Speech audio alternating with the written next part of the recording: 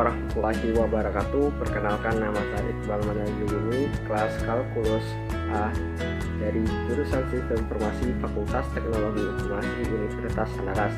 Pada video kali ini saya akan menjelaskan jawaban saya dari soal ujian akhir semester dengan mata kuliah kalkulus. Selamat menyaksikan.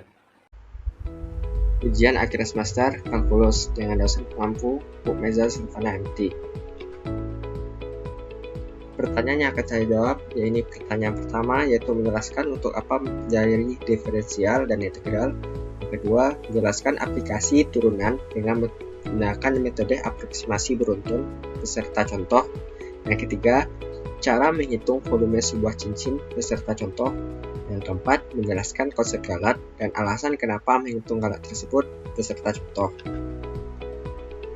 Jawaban pertama dari pertanyaan menjelaskan untuk apa mempelajari diferensial dan integral.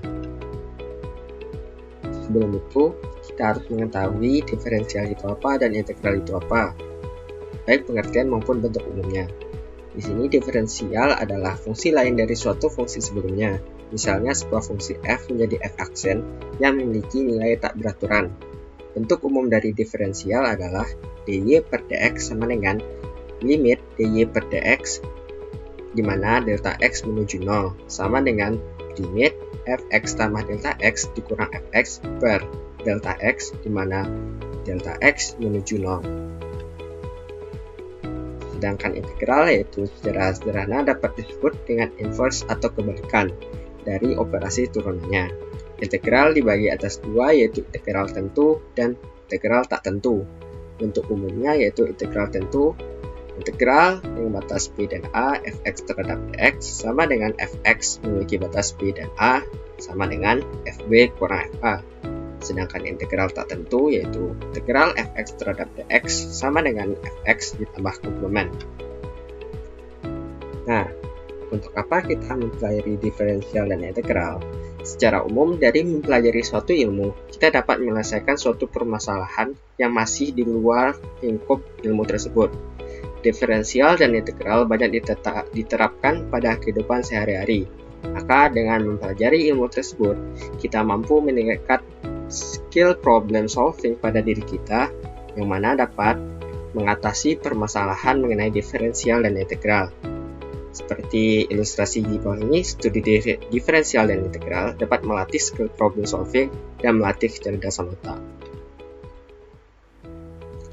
Diferensial dan integral banyak diterapkan pada kehidupan sehari-hari, misalnya pada bidang matematika, untuk menentukan luas suatu bidang, menentukan volume benda, serta menentukan panjang busur.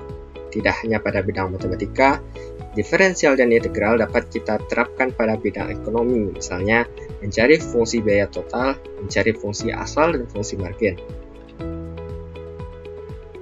Bidang selanjutnya itu bidang fisika. Kita dapat menganalisis rangkaian listrik AC, menganalisis medan magnet pada kumparan, menganalisis gaya pada struktur pelengkung. Serta pada bidang teknologi, kita dapat menerapkan diferensial dan integral. Contohnya memecahkan persoalan kecepatan, percepatan dan jarak, serta persoalan mengenai probabilitas. Jawaban kedua dari soal menjelaskan aplikasi turunan dengan menggunakan metode aproksimasi beruntun dengan contoh. Sebelum itu, ada beberapa metode yang dapat kita terapkan, namun di sini saya menggunakan metode bagi dua dengan teorema. Misalkan fx adalah fungsi kontinu dan misalkan a1 dan b1 adalah bilangan yang memenuhi a1 kecil dari b1 dan fa1 dikali fb1 kecil dari 0. Maka kita misalkan E menyatakan batas yang diinginkan untuk galat nilai mutlak R kurang Mn. Untuk mendapatkan nilai tersebut, maka kita menggunakan langkah-langkah metode bagi dua. Langkah pertama, Mn sama dengan An tambah Bn bagi 2. Langkah kedua, kita menghitung Fmn, dan jika Fmn sama dengan 0, hentikan langkah tersebut. Langkah ketiga, An sama dengan Bn kurang An per 2. Langkah keempat, jika nilai Fan dikali Fpn kecil dari 0, maka ditetapkan An tambah 1 sama dengan An dan Bn tambah 1 sama dengan Mn. Sedangkan Langkah kelima, jika FAN dikali FBN besar dari 0, maka AN tambah 1 sama dengan NN, dan BN tambah 1 sama dengan BN. Ulangi langkah 1 sampai 5 untuk N sama dengan 1, 2, dan seterusnya, hingga mendapatkan HN kecil dari E. Contoh soal, misalkan grafik Y sama dengan X pangkat 3 kurang 3X dikurang 5, di mana grafik memotong sumbu X antara 2 dan 3. Maka penyelesaiannya A1 sama dengan 2 dan B1 sama dengan 3. Langkah pertama yaitu M1 sama dengan A1 tambah B1 bagi 2 sama dengan 2 tambah 3 bagi 2 sama dengan 2,5. Langkah kedua, Fm1 sama dengan F2,5 sama dengan 2,5 pangkat 3 dikurang 3 kali 2,5 dikurang 5 sama dengan 3,125. Langkah ketiga, H1 sama dengan B1 dikurang A1 bagi 2 atau 3 kurang 2 bagi 2 sama dengan 0,5. Langkah 4, karena FA1 kali FM1 tersebut ialah F2 kali F2,5 sama dengan min 3 dikali 3,125 menghasilkan min 9,375, dimana kecil dari 0. Maka kita tetapkan A2 sama dengan A1 sama dengan 2 dan B2 sama dengan M1 sama dengan 2,5. Karena langkah 4 telah terpenuhi, maka langkah 5 tidak kita lakukan.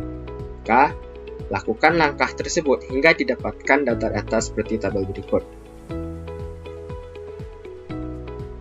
Nah, maka dapat kita simpulkan bahwa R sama dengan 2,2790188 memiliki kalat 0,000001, di mana suatu kalat yang baik yaitu EN sama dengan R kurang MN, yaitu nilai EN mutlak kecil sama dengan HN.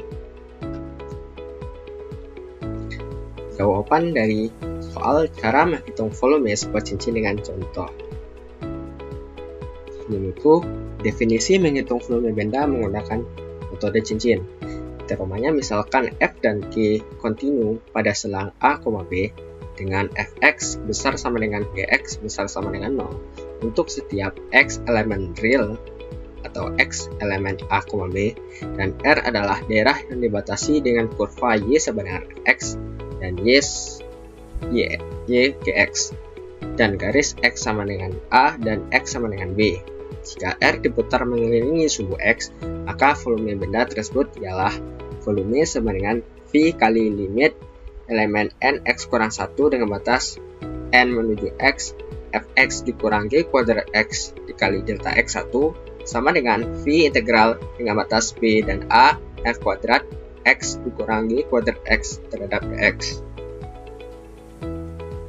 Contoh soal, tentukan volume benda yang berbentuk jika daerah R yang dibatasi kurva Y sama dengan X kuadrat dan Y kuadrat sama dengan 8X. Penyelesaiannya, volume V integral B dengan batas B dan A itu Fx kuadrat kurang Gx kuadrat terhadap Dx. Lalu F sama dengan V kali integral dengan batas 2 dan 0 adalah akar 8X pangkat 2 dikurang X pangkat 2 dipangkatkan 2 terhadap Dx. Lalu volume sama dengan V integral dengan batas 2 dan 0 dikurang X pangkat 4 tambah 8X terhadap Dx. Lalu volume sama dengan V 8X kuadrat per 2 dikurang X pangkat 5 per 2 dengan batas 2 dan 0. Maka didapatkan volume sama dengan 48V per 5 atau sama dengan 30,16. Jawaban dari pertanyaan menjelaskan konsep kalat dan alasan kenapa menghitung kalat tersebut dan beserta contoh.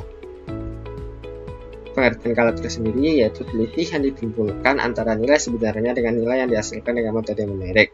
Sumber dari kalat tersebut yaitu pemotongan, biasa terjadi karena perubahan bentuk matematika dari rumit menjadi sederhana. Pembulatan biasanya terjadi karena keterbatasan dalam menyajikan bilangan real sehingga dilakukan pembulatan, serta bawaan biasanya terjadi karena kesalahpahaman dalam penulisan data. Konsep kalat tersendiri adalah selisih antara nilai taksiran dengan nilai sesungguhnya.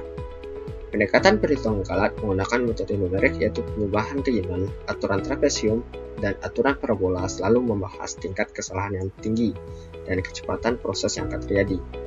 Nah, dengan menghitung galat, kita dapat hitung galat dapat menganalisis perhitungan dengan metode numerik, serta galat berasosiasi dengan seberapa dekat solusi hampiran terhadap solusi sejatinya. Semakin kecil suatu galat, maka semakin teliti solusi numerik yang kita dapatkan.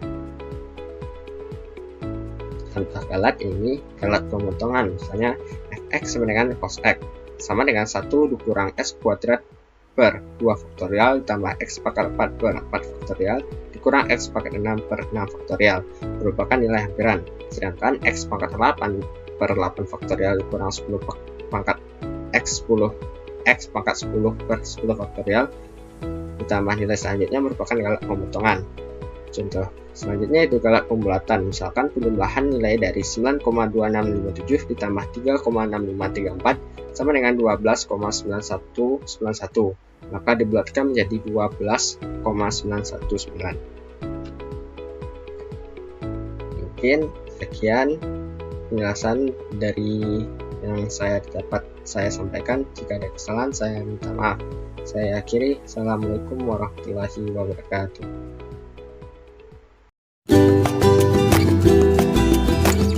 Thanks for watching.